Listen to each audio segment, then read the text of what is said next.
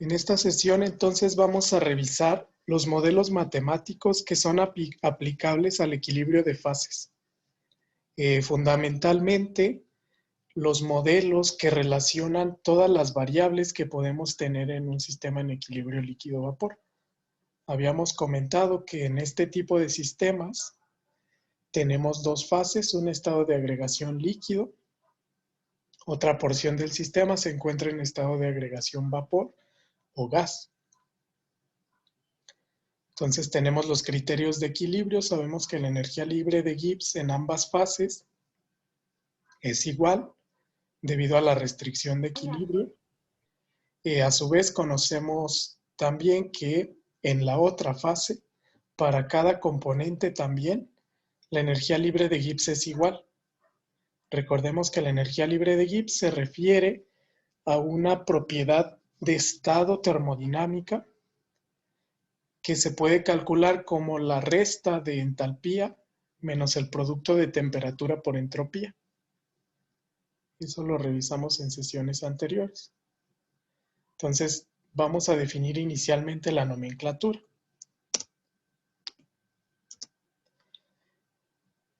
Entonces, vamos a definir, como lo habíamos comentado, X1 y X2, también le vamos a llamar XA o XB en algunas deducciones. Son fracciones molares de los componentes 1 y 2 en la fase líquida de la mezcla. Entonces, X son fracciones mol en el líquido. Y, Y1, Y2 o YA o YB son fracciones molares de los componentes 1 y 2 en la fase vapor de la mezcla. Si recordamos, las fracciones molares se definen como el cociente de la fracción molar, de los moles del componente I en esa fase entre los moles totales. Al igual las fracciones Y1 y Y2. X y Y simplemente es para diferenciar de que se tienen en el líquido o se tienen en el vapor. Si nosotros recordamos el pequeño formulario que les había comentado, que lo vimos en sesiones anteriores, la fracción mol se refiere a un cociente, es decir, cuántos moles hay del componente I en una fase, por ejemplo en la fase L, entre el número de moles totales de ese componente, de todos los componentes en la fase L. Entonces eso es X. Y Y, subíndice I, es equivalente a los moles del componente I en la fase vapor entre los moles totales en la fase vapor. Entonces, esas dos variables ya las definimos. Ya definimos también P1 saturación y P2 saturación se refieren a las presiones de saturación de los componentes 1 y 2 de la mezcla, que recordemos podemos calcular con la ecuación de Antoine o podemos leer de tablas de vapor, si conocemos las propiedades del sistema. T va a ser la temperatura de la mezcla. P es la presión total a la que se encuentra la mezcla. A, B y C recordemos que son las constantes para la ecuación de Antoine. Vamos a revisarlo de nuevo en esta sesión. Entonces esas son las variables que vamos a utilizar. Ahora, las leyes físicas que rigen el comportamiento de un sistema multifase, líquido-vapor, son las siguientes. Primero vamos a revisar la ley de Dalton, también conocida como ley de las presiones parciales. Aplica usualmente para gases ideales. Me dice que la presión total de una mezcla es igual a la suma de las presiones parciales de sus componentes. Vamos a revisar el principio de equilibrio. Uno de sus principales postulados es que la energía libre de Gibbs no cambia. A su vez, en el equilibrio se igualan las presiones de saturación de cada componente en ambas fases. Vamos a revisar la ecuación de Antoine, que es un modelo matemático que relaciona la temperatura y la presión de saturación del vapor de sustancias puras. La ley de Henry y la ley de Raoult. La ley de Henry la vamos a revisar a detalle. Nos dice que a temperatura constante, la cantidad del gas disuelta en un líquido es proporcional a la presión parcial que ejerce ese gas sobre el líquido. Lo vamos a analizar como les comento. Y finalmente la ley de Raoult nos dice que la presión de vapor de un líquido en una disolución es proporcional a su fracción molar. Entonces, mediante estas leyes vamos a analizar un sistema en equilibrio líquido-vapor. Vamos a comenzar por la ley de Dalton. Esta ley es muy sencilla. Vamos a definir inicialmente qué es la presión parcial. La presión parcial es la presión que ejerce un gas, en particular, en una mezcla. En este caso, vamos a analizarlo basándonos en el ejemplo que yo les puse acá. Por ejemplo, pensemos en este sistema. En este sistema vamos a tener dos componentes. Es un sistema en equilibrio líquido-vapor compuesto por amoníaco líquido más agua en una fase. Y en la fase vapor tenemos también amoníaco vapor más vapor de agua a una temperatura y a una presión. La presión parcial se define como la presión que tenemos en el vapor de un componente. Por ejemplo, la presión de amoníaco aquí es su presión parcial. También tenemos presión parcial del agua. A eso se refiere ese concepto. Entonces, eso es presión parcial. Suponiendo que tenemos una mezcla de gases ideales, podemos utilizar precisamente la ley de los gases ideales para resolver estos problemas. Entonces, la ecuación me dice que la presión total del sistema es la suma de las presiones parciales. Por eso se le llama ley de Dalton o ley de las presiones parciales, donde la presión total va a ser la presión del gas 1 en la mezcla más la presión del gas 2, etc. En nuestro sistema tendríamos la presión de amoníaco más la presión de agua.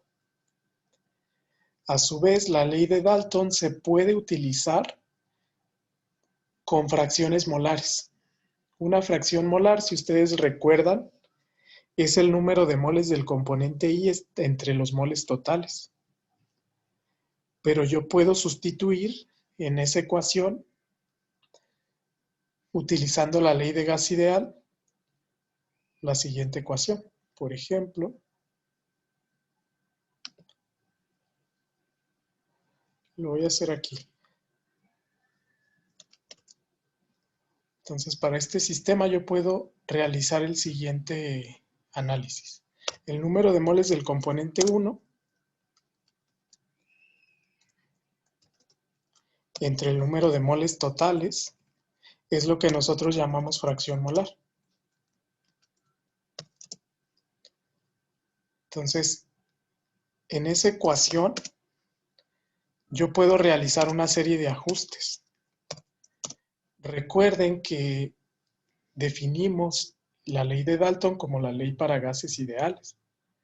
Entonces, si yo despejo de la ley de gases ideales, yo tengo lo siguiente.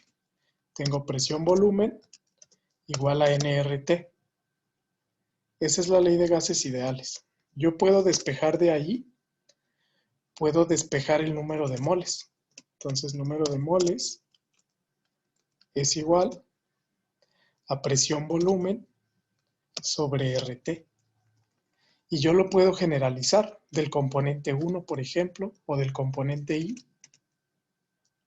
Número de moles del componente 1 es igual a la presión parcial del componente 1 por volumen entre RT.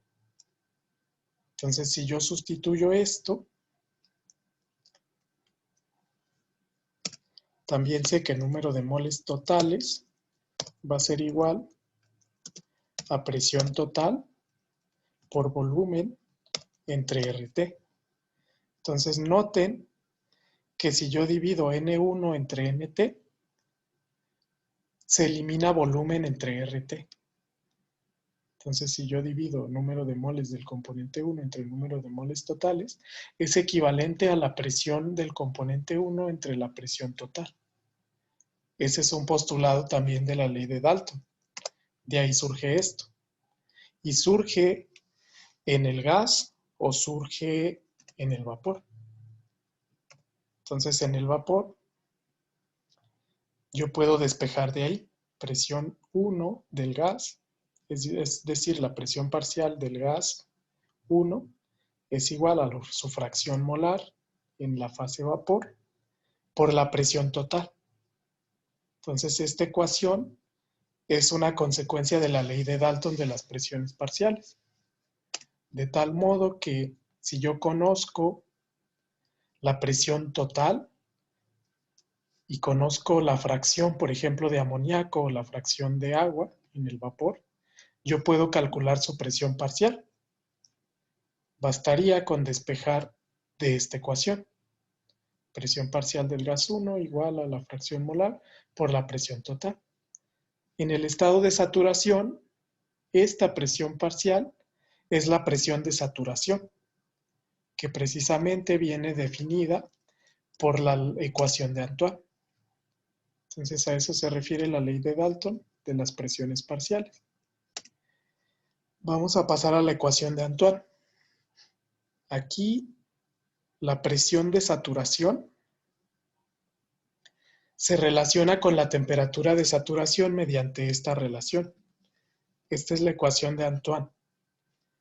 Me dice que el logaritmo natural de la presión de saturación es igual a una constante A menos una constante B dividido entre la suma de temperatura más C. Y a su vez, esta es la forma logarítmica. Si despejamos, es decir, evaluamos el exponencial en ambos lados de la ecuación, nosotros vamos a llegar a esta ecuación, donde la presión de saturación es el exponencial de la constante A menos B entre T más C. Entonces ya vimos que A, B y C son constantes, T es la temperatura de saturación. Entonces las constantes A, B, C se leen de tablas. Aquí usamos la tabla B2 del libro de Smith. Hay diferentes tablas de la ecuación de Antoine en diferentes bibliografías, todas son válidas. Solo tengan en cuenta que la propia tabla tiene las unidades en las que hay que sustituir presión de saturación o temperatura de saturación. Por ejemplo, en esta tabla B2, presión se pide en kilopascales, temperatura en grados Celsius. Eso debido a que las constantes no son adimensionales, sí tienen ecuación, sí tienen unidades. Por ejemplo, aquí C debería de tener unidades de grado centígrado para poderse sumar con temperatura. Entonces, en esta tabla se encuentran diferentes sustancias con sus datos para la ecuación de Antoine, A, B y C. Por ejemplo, acetona, esto vale A, esto vale B y esto vale C. Aquí también se reporta el calor latente de vaporización para esa sustancia, que ya vimos cómo se puede estimar a diferentes temperaturas. Y se reporta la temperatura normal de ebullición.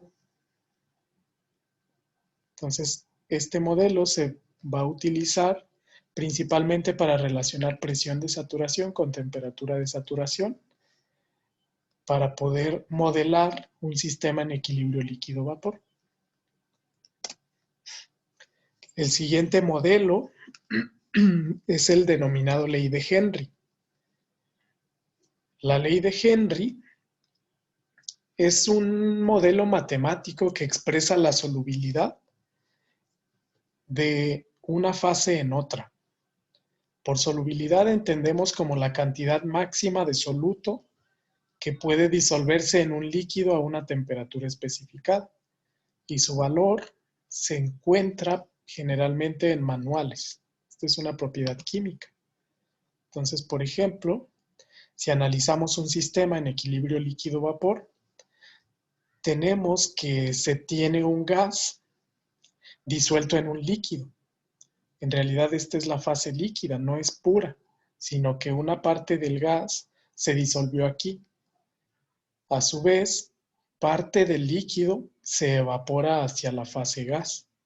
Entonces, dependiendo del número de componentes, vamos a tener aquí diferentes gases. Vamos a tener una fracción en la fase gas o en la fase vapor y una fracción en la fase líquida. Entonces, es interesante ver cómo se relacionan estas propiedades en ambas fases. La ley de Henry aplica en sistemas de absorción de gas en un líquido y aplica para soluciones diluidas.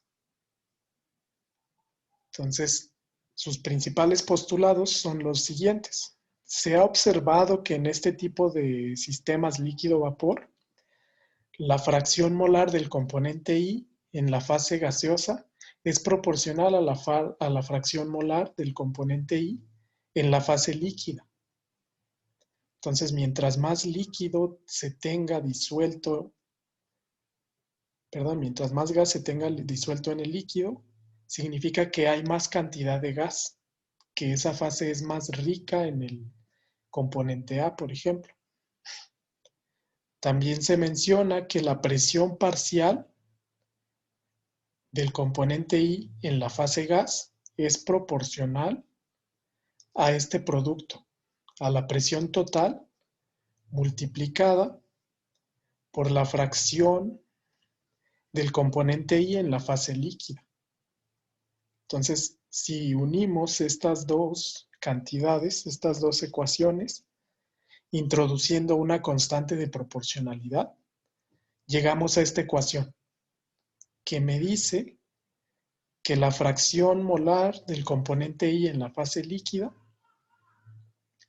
va a ser igual a la presión del componente I en la fase vapor dividido entre una constante de proporcionalidad que se le llama H. Esta es la ecuación de la ley de Henry. Entonces aquí relaciona la fracción molar en la fase líquida con la presión parcial en la fase vapor de ese componente. Entonces esta presión parcial ya sabemos que se relaciona con la presión total utilizando la ecuación de Dalton. Esa es la ley de Henry. H es una constante de proporcionalidad que se determina de manera experimental. Se puede leer de tablas y depende de la temperatura. Entonces, por ejemplo, en esta tabla, esta es la tabla, es una tabla del libro de Cengel. Se titula Constante de Henry H en unidades de bars de gases seleccionados disueltos en agua a presiones bajas a moderadas. Para el gas I, aplica la ley de Henry. H es igual a la presión parcial en la fase gas entre la fracción molar en la fase líquida. Esa es la ley de Henry. Entonces, noten que de esta ecuación, como es adimensional, la fracción molar, H también debería de tener unidades de presión. Entonces, por eso aquí se reporta en bares.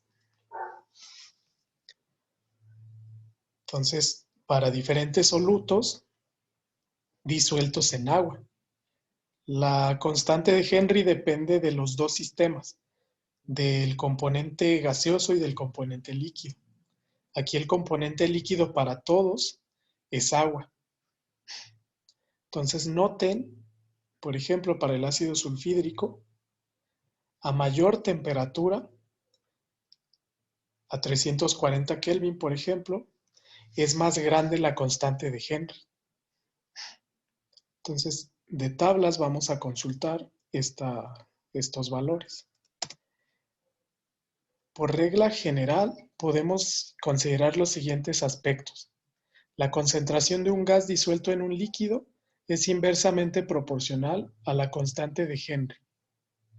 A su vez, la constante de Henry aumenta y por lo tanto la fracción de un gas disminuye al aumentar la temperatura. Es lo que les comentaba. H es proporcional a la temperatura. Y en el punto 1, la concentración de gas disuelto en el líquido es inversamente proporcional a la constante de Henry. Si la constante de Henry es más alta, la concentración del gas disuelto en el líquido es menor. Tiene sentido porque los gases son más solubles en el líquido a mayores temperaturas. La concentración de un gas disuelto en un líquido es proporcional a la presión parcial de dicho gas. Entonces, esto se refiere también a la ley de Dalton. ¿Ok? Entonces, para esa tabla, por eso a mayor temperatura, la constante de Henry tiene un mayor valor. Para todos los gases. Eso porque a mayores temperaturas es posible que sea más rica la fase gas en ese componente que la fase líquida. Vamos a analizar ahora otro modelo denominado la ley de Raoult, que es complementario a la ley de Henry. En la ley de Raoult se describe un sistema para absorción de un gas en un líquido también, pero se menciona que el líquido es prácticamente puro. ¿Qué nos dice la ley de Raoult? Básicamente que la presión parcial de un componente en la fase gaseosa es igual a la fracción molar del componente I en la fase gas por la presión total. Esto viene de la ley de Dalton, si ustedes observan. Presión de I es igual a la fracción por la presión total. Y esto es igual a la fracción en el lado líquido por la presión de saturación. Aquí depende de la temperatura. Entonces, esta ley relaciona las fracciones molares de una especie en los lados líquido y gaseoso de una interfase.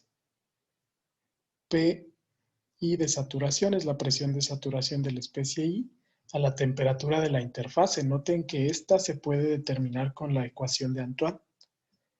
Y la presión total es la presión precisamente de todos los componentes en la fase gaseosa. Por la ley de Dalton sería la suma de todas las presiones parciales. Eso me dice la ley de Raoult. Entonces, a manera de resumen, en este caso, esta información fue del libro de Felder, Principios Elementales de los Procesos Químicos. Aquí se menciona que para una sustancia A en un sistema contenido gas líquido en equilibrio a temperatura T, la ley de Raoult representa esta ecuación. Es decir, la presión parcial del componente A, también le podemos llamar componente 1, es proporcional a la presión en la fase líquida.